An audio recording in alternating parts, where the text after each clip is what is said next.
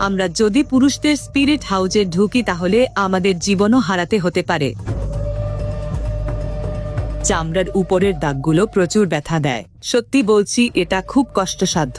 এই আনুষ্ঠানিক প্রথা শুরু হওয়ার আগের রাতটা বেশ কঠিন এবং কষ্টসাধ্য। অতীতে ধারালো বাঁশের কঞ্চি দিয়ে এই কাজ করা হলেও সময়ের পরিবর্তনে এখন সেখানে আধুনিক ব্লেড ব্যবহার করা হয়। প্রথমে জাহাজ দেখে ভাবলাম এটা সম্ভবত নদীর নিচ থেকে উঠে এসেছে। পরে আমরা তীর বর্ষা নিয়ে আক্রমণ করতে যাই সেই জাহাজকে। উৎসবের আমেজে মেতে উঠেছে পুরো গ্রাম। তবে এই প্রথাটি কেবল পুরুষদের মধ্যেই সীমাবদ্ধ নয়। এই গ্রামের একটি বিশেষত্ব হলো এখানে নারীদের জন্য রয়েছে নিজস্ব ঐতিহ্য এবং আলাদা স্পিরিট হাউস। আজ সকালে 3 জন তরুণী তাদের নিজস্ব প্রথার মাধ্যমে নারীত্বের নতুন ধাপে প্রবেশ করছে। আমার নাম রেবেকা ব্যান। আমি কানিঙ্গারা গ্রামের বাসিন্দা। আমি নারীদের স্পিরিট হাউজের প্রধান এবং আমাদের কানিঙ্গারা ঐতিহ্য সংস্কৃতি রক্ষা করি। এই দিনটি তাদের কাছে গর্বের। মাসের পর মাস প্রস্তুতির পর আজ তারা সমাজের সামনে নতুন পরিচয় আসছে। প্রথা অনুযায়ী তাদের শরীরে বিশেষ নকশা তৈরি করা হয়। অতীতে বাঁশের তৈরি সরঞ্জাম ব্যবহার করা হলেও বর্তমানে তারা আধুনিক পদ্ধতি ব্যবহার করে। এটি তাদের কাছে কেবল শারীরিক কোনো প্রক্রিয়া নয়, বরং আত্মিক শুদ্ধি। তারা বিশ্বাস করে এর মাধ্যমেই তারা তাদের কুমির দেবতা নাসুদের আশীর্বাদ লাভ করে। যদিও বাইরের পৃথিবীর মানুষের কাছে এটি দেখা কঠিন হতে পারে, কিন্তু তাদের কাছে এটি তাদের অস্তিত্ব। যখন সাদা চামড়ার মানুষ এটা দেখতে আসে তারা দেখতে পারে, কিন্তু আমরা এটা আমাদের নিজস্ব পদ্ধতিতেই রাখতে চাই।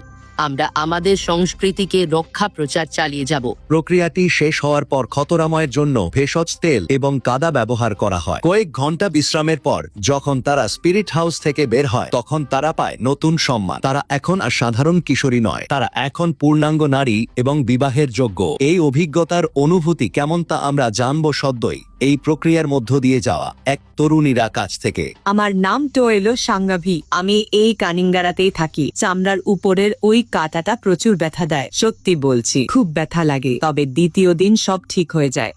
যখন আমরা নদীতে পৌঁছাই, আমাদের বোনেরা আমাদের চামড়ার উপর লেগে থাকা রক্ত আর মাটি ধুয়ে ফেলতে সাহায্য করে। আমাদের ঐতিহ্য এক নয়, এটা আলাদা। আমরা যদি পুরুষদের স্পিরিট হাউজে ঢুকি তাহলে আমরা মারাও যেতে পারি। পাপুয়া নিউগিনির সেপিক নদী তীরে এই উপজাতি বাস করে। নাম গঙ্গার, এলাকার নাম কানেঙ্গারা।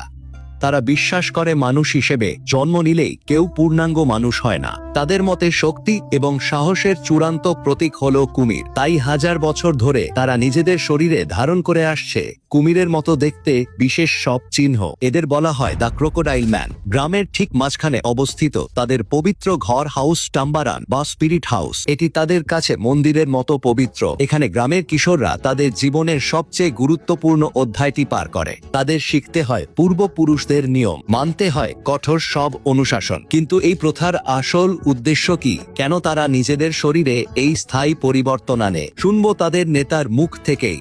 আমার নাম প্র্যাকটিক এবং আমি কানিঙ্গারা গ্রামের একজন বাসিন্দা।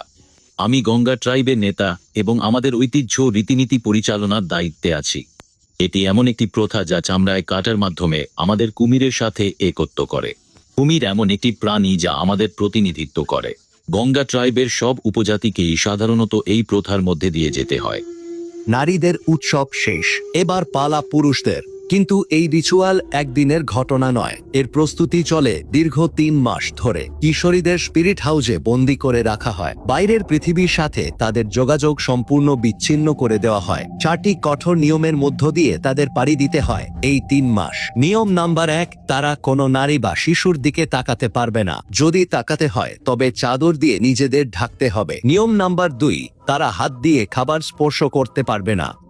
গাছের ডাল বা পাতা দিয়ে খাবার মুখে তুলতে হয়। নিয়ম নাম্বার 3, নিজের শরীর চুলকানো নিষেধ। চুলকানোর জন্য ব্যবহার করতে হয় বিশেষ কাঠি।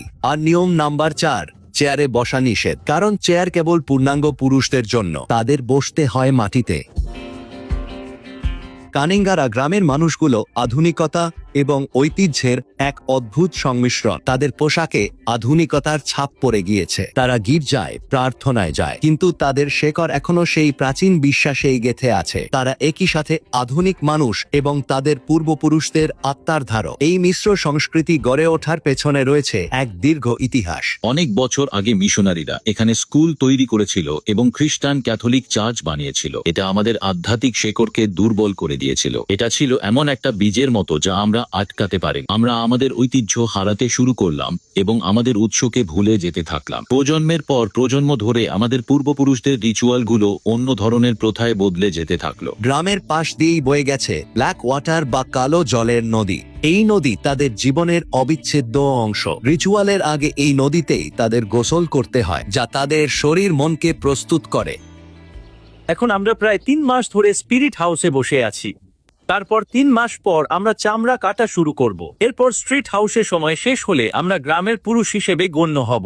তখন আমরা অন্য ট্রাইব বা গ্রামের সাথে লড়াই করতে পারবো। এটি সেই রিচুয়ালের ঠিক আগের রাত। একে বলা যায় এক যন্ত্রণার শুরু। কিশোরদের নিয়ে যাওয়া হয় গ্রামের পাশ দিয়ে বয়ে যাওয়া ব্ল্যাক ওয়াটার বা কালো জলের নদীতে। কুচকুচে কালো জল, আর সেই জলের নিচেই থাকতে পারে রাক্ষসে কুমির। ভোর হওয়ার আগেই হাড় কাঁপানো ঠান্ডার মধ্যে তাদের এই জলে নামতে হয়। উদ্দেশ্য দুটি: এক, শরীরকে পবিত্র করা, আর দুই, দীর্ঘ সময় জলে থাকার ফলে তাদের চামড়া নরম হয়ে যায়, যা কাটার সময় সহায়ক হয়। 1940-এর দশকে জাপানিরা কারিঙ্গারাতে এসেছিল এবং তারা সবকিছু ধ্বংস করে দিয়েছিল, আমাদের ঘরবাড়ি এবং আমাদের পরিচয়। কিন্তু এত কিছুর পরেও আমরা আমাদের প্রথা এবং ইতিহাসকে বাঁচিয়ে রাখার জন্য লড়াই চালিয়ে যাচ্ছি। চারিদিকে বিষাক্ত সাপ আর পোকা মাকড়ের ভয়, পেটে ক্ষুধা আর শরীর ভিজা একাকার। এভাবেই তারা প্রস্তুত হয় সকালের সেরেমনির জন্য। অবশেষে সেই মহেন্দ্রক্ষণ স্পিরিট হাউসের ভেতরে শুরু হয় আসল প্রক্রিয়া। লোকগুলো মাটিতে কুণ্ডুলি পাকিয়ে শুয়ে থাকে, আর তাদের ঘিরে গ্রামের বয়োজ্যেষ্ঠ পুরুষেরা তৈরি করে এক অদ্ভুত মানব গম্বুজ। শরীরের প্রতিটি ইঞ্চি নিখুঁত মাপে কাটা হয়, কিন্তু এই কাটার ধরন এলোমেলো নয়। প্রতিটি পোচের আলাদা অর্থ আছে। যেমন বুকের উপরের অংশের কাটা দাগগুলো কুমিরের মাথাকে নির্দেশ করে।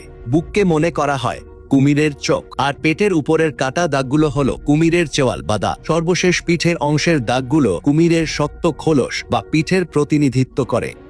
শরীর ভিজে লাল হয়ে যায়, কিন্তু তারা নড়তে পারে না। গ্রামের প্রবীণরা তাদের চেপে ধরে রাখে। কোনো ব্যথানাশক ঔষধ নেই, নেই কোনো ডাক্তার, কেবল বিশ্বাস আর সহ্য শক্তির জোরে তারা এই যন্ত্রণা সহ্য করে। তারা মনে করে কুমির দেবতা তাদের শরীর চিবিয়ে খাচ্ছে, আর এভাবে এই কুমিরের শক্তি তাদের রক্তে মিশে যাচ্ছে।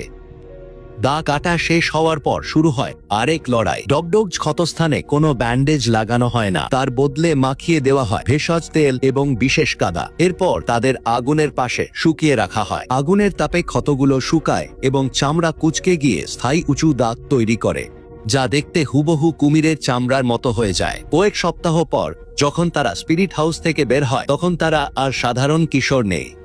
গ্রামের মানুষের সামনে তাদের চেয়ারে বসানো হয়, যা তাদের পুরুষ হওয়ার স্বীকৃতি। প্রবীণরা তাদের সামনে লাশ ঠুকে জীবন সম্পর্কে অনেক কিছুই শেখায়, যেমন নারীদের সম্মান করো, পরিবারকে রক্ষা করো, শিশুদের দেখভাল করো। ইতিহাস বলে গঙ্গা ট্রাইব এক সময় ছিল অত্যন্ত পরাক্রমশালী। তারা তাদের এলাকা এবং পরিবারকে রক্ষা করার জন্য বিখ্যাত ছিল। স্পিরিট হাউস ছিল তাদের শক্তির কেন্দ্রবিন্দু। সেই সময় যুদ্ধ আর সংঘাত খুব সাধারণ ব্যাপার ছিল। গঙ্গা ট্রাইব ছিল এই এলাকার সবচেয়ে বিপজ্জনক ট্রাইবগুলোর মধ্যে অন্যতম। তারা এমনকি মানুষ করত এবং তাদের মাথা ফেলতো। তারপর তারা সেই মাথাগুলো স্পিড হাউসে নিয়ে আসতো। সেই মাথাগুলো এরপর স্পিড হাউসে ঝুলিয়ে রাখা হতো। আমরা ছিলাম কানিঙ্গার সবচেয়ে বিপজ্জনক ট্রাইবগুলোর মধ্যে একটি। কালের বিবর্তনে তাদের জীবনযাত্রায় অনেক পরিবর্তন এসেছে। বাইরের পৃথিবীর সাথে যোগাযোগের পর তাদের অনেক আচরণবিধি বদলে গেছে। বিশেষ করে মিশনারিদের আগমনের পর তারা নতুন এক জীবনধারার সাথে পরিচিত হয়। একদিন আমাদের দেখার সবচেয়ে অদ্ভুত জাহাজটি এখানে এলো। এটা এতটাই অদ্ভুত ছিল যে আমরা ভাবলাম এটা জলের নিচ থেকে উঠে এসেছে। আমরা বর্ষা আর ঢাল নিয়ে তীরের দিকে দৌড়ালাম। এই নতুন বিপদের মোকাবেলার জন্য প্রস্তুত ছিলাম। দরজা খুলল এবং আমরা একজন কৃষ্ণাঙ্গ মানুষকে দেখলাম। সে ছিল একজন মিশনারি, সাথে শেখ নদীর অন্য একটি ট্রাইবের সদস্য ছিল। তারা আমাদের এমন সব জিনিস আর খাবার দিল যা আমরা আগে কখনো দেখিনি। তারা আমাদের আয়না আর লবণ দিল, যা খেয়ে আমরা চমকে গিয়েছিলাম। আমরা বুঝলাম তারা শত্রু নয়। আমরা মিশনারিকে স্পিড হাউসে আমন্ত্রণ জানালাম, কিন্তু যখন সে আমাদের রক্ষা কবচ মুখোশ দেখে ভয় পেল, সে একটা বন্দুক বের করলো এবং তাকে গুলি করলো, তখনই আমরা বুঝলাম তাদের ক্ষমতা কতটা এবং আমরা আরো বেশি বশতা স্বীকার করতে শুরু করলাম। আপনার জন্ম সেখানে হলে আপনি কি পারতেন এরকম দাগ কাটতে? অবশ্যই আপনার মতামতটি কমেন্ট সেকশনে জানাবেন। আজকে এই পর্যন্তই। ভালো থাকবেন সবাই।